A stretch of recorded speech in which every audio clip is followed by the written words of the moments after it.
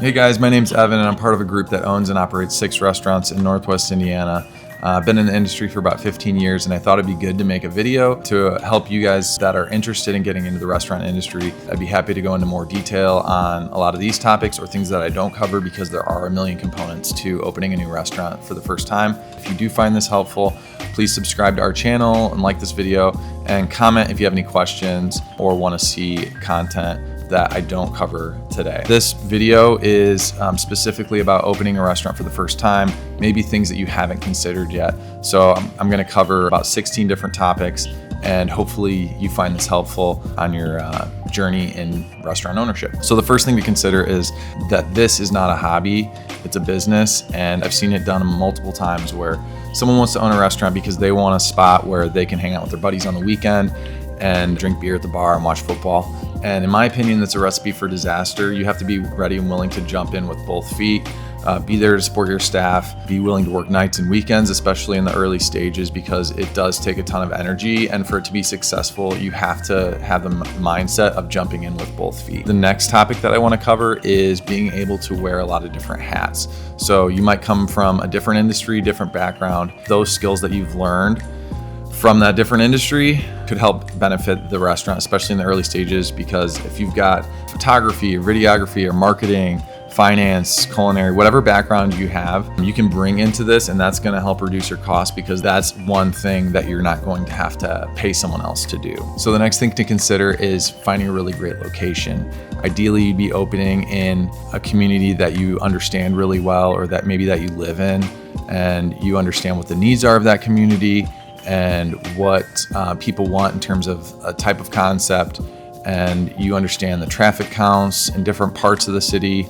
and what the availability for real estate is for a new restaurant location. But you want to take your time on this and not force it and just go into the first spot that has a for sale or for lease sign, taking your time to really assess what the needs are and what the best option is to open up your new restaurant. So the next thing you want to consider is making sure you have enough capital to get started, having a really tight budget, working with a contractor that is trustworthy, that has a good reputation in the community, ideally getting multiple bids from different contractors. And then you want to make sure that you have contingency because build out costs, construction costs typically don't go down. So you want to make sure you have enough money for all of that. And a lot of times they don't include furniture, fixtures, and equipment in their scope. So you want to plan for that as well because FF&E for restaurants can be very pricey. And you also want to plan for initial training costs and inventory costs. We like to train about 2 weeks prior to opening, do a soft opening Thursday, Friday, Saturday, close on a Sunday, and then open on a Monday, which is typically the slowest day in the restaurant industry. And that gives us time for the staff to really learn what they need to be doing, feel confident going into that first weekend of the business being open. You might want to plan like 30 to 40,000 for your opening inventory and your training costs. And you do want to overhire in the beginning. It's important to do that because you don't know what your business levels are going to be at. You want to make sure you have enough people on the team to do the job. This is a high turnover business, so you're going to lose some people in the beginning, most likely. So it's better to overstaff, and then once you realize what your typical numbers are going to look like 1 to 2 months in, then you can start to scale back. And we like to have a goal of 28% total store labor all in. So if you use that goal, then you can kind of cut back and trim accordingly once you know what your volume is going to look like. So the next thing you want to put some time into is costing out your menu. So not only building your menu, but taking the time to cost out each menu item. So you can do this paper to pen, or you can use some programs online to help you do this, but you want to make sure that you're taking the time to do that, because if you don't know what your food cost is at, then you probably aren't making money. And depending on the concept, that will help you understand what your food cost goal should be. So if you're doing breakfast and lunch or pasta or pizza, you might be in the low 20s or even under that. If you're doing burgers, you might be 28, or other concepts that kind of focus on proteins. And then if you're doing fine dining, you might be 30 to 35%, but you want to have an understanding of what your competition is charging, kind of be in line with that while trying to maintain that food cost goal. The next thing to focus on is making sure you have multiple vendors for your buying. So ideally you have one national large vendor like US Foods or Sysco or Gordon Food Service, and then some smaller ones where you can order some supplemental like produce from.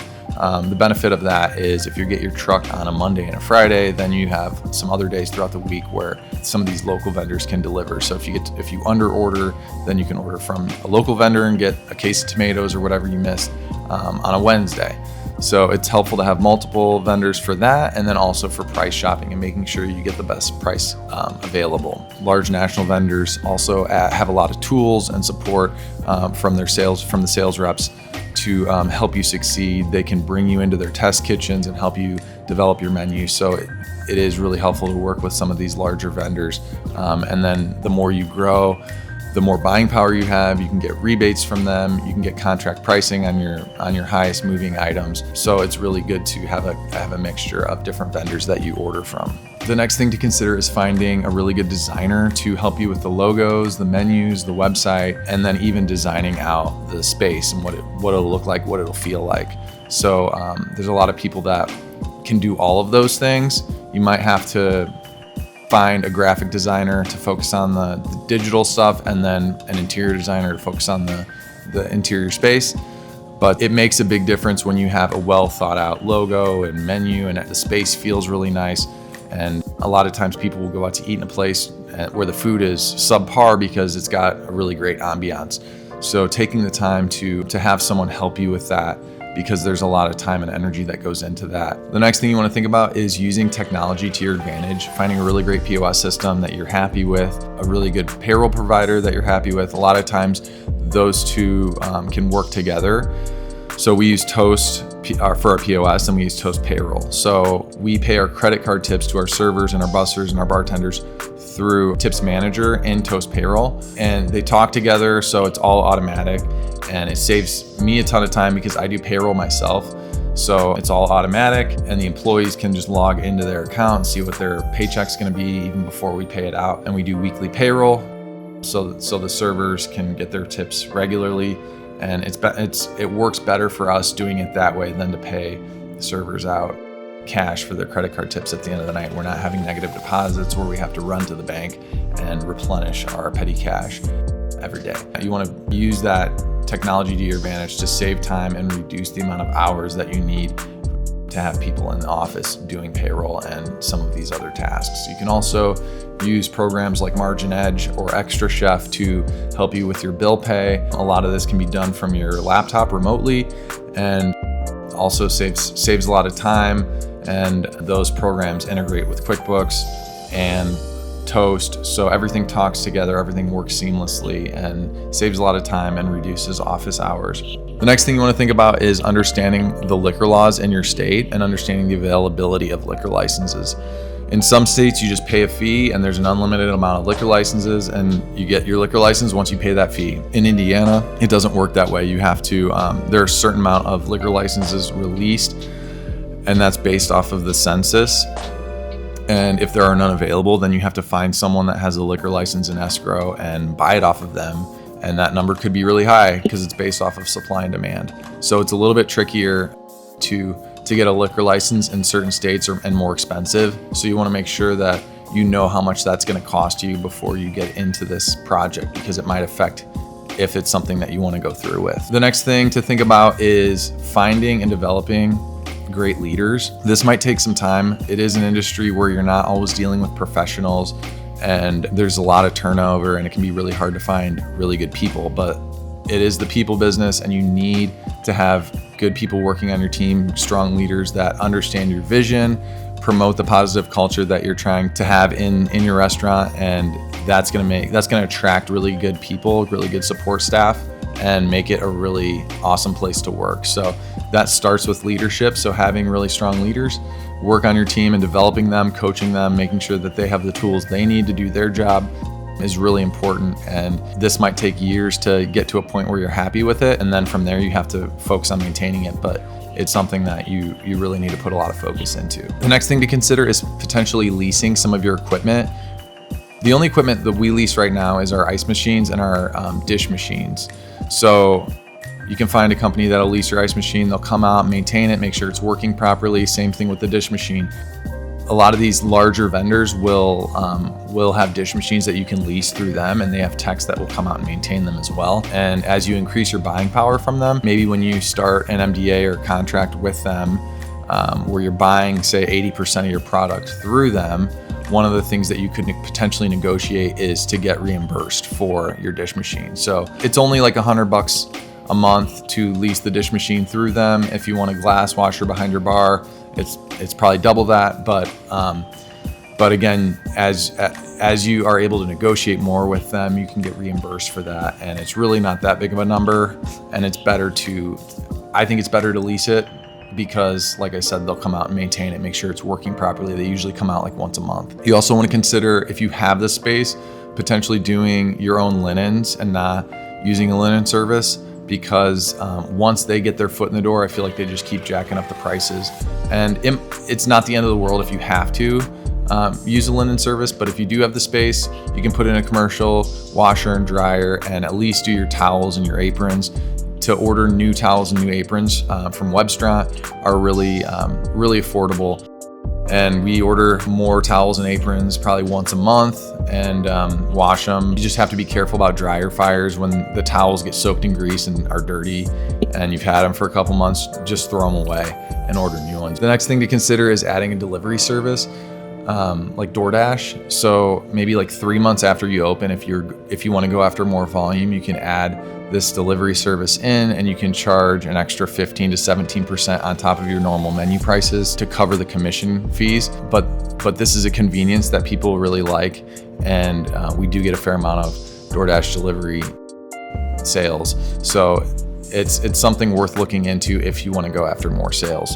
The next thing that you want to consider is looking for local Facebook restaurant review groups in your community, or business review groups. It's a good way to promote your business and then monitor if you have a negative review from an unhappy customer. You can kind of do damage control on there and make sure that the situation is resolved professionally, and other people will see how you've handled this situation, and they might even come try you out if they feel like you've handled it well and they're intrigued by your food and your concept, and maybe they haven't even heard of you yet, so then they want to come try you out. Monitoring those review groups, finding out if you can post your specials on there once a week. It's a free way of marketing your restaurant. The next thing to work on is creating a pro forma for your business. So a pro forma is basically a mock P&L with different business levels. If you have an idea of what you think your monthly sales might be, you can kind of tier it out. So you have a low end, a mid end, and a high end. And that will help give you an idea. If you know like what you think your food cost percentage is going to be at, you can plug in that percentage. It will generate a number based on those monthly sales that you've got plugged into the spreadsheet. And then you know what your rent's going to be, all those numbers. It'll help give you an idea of what your break-even point is and at what level you need to be at to start making decent money. I do have a link here explaining how to create that pro forma, what it should look like, but it's a really helpful tool and something that you should take some time to develop. So the last thing to consider is being a part of a franchise or a license. So a franchise, they'll give you the playbook on how to get your place open, make sure you have the right amount of square footage, and give you all the tools and the systems to get open. It's going to be more expensive than a license, because they have marketing fees alongside their franchise fee, because they'll do a lot of like online advertising and commercials and things like that. With licenses, they might have some name ID, and they're going to have a lot of those systems and help you build out your kitchen and everything, and make sure that you have enough space, and that they can even provide you some training in one of their other locations as well. And it's going to be a lower cost. It might be like 3 to 5% of your monthly sales to be a part of a license, and they give you ongoing support as well, and which is really helpful. So if you're new to this industry, that might be something worth considering. So wrapping up, the more that you can do on the front end in terms of planning and preparing is going to work to your advantage. It's going to help you reduce costs. It's going to help you be more confident going into this new venture. If you want to learn more about restaurant ownership, starting a new restaurant, or maintaining the restaurants that you have, please like this video and subscribe to our channel for future content. We appreciate you taking the time to watch, and good luck on your next venture in the restaurant industry.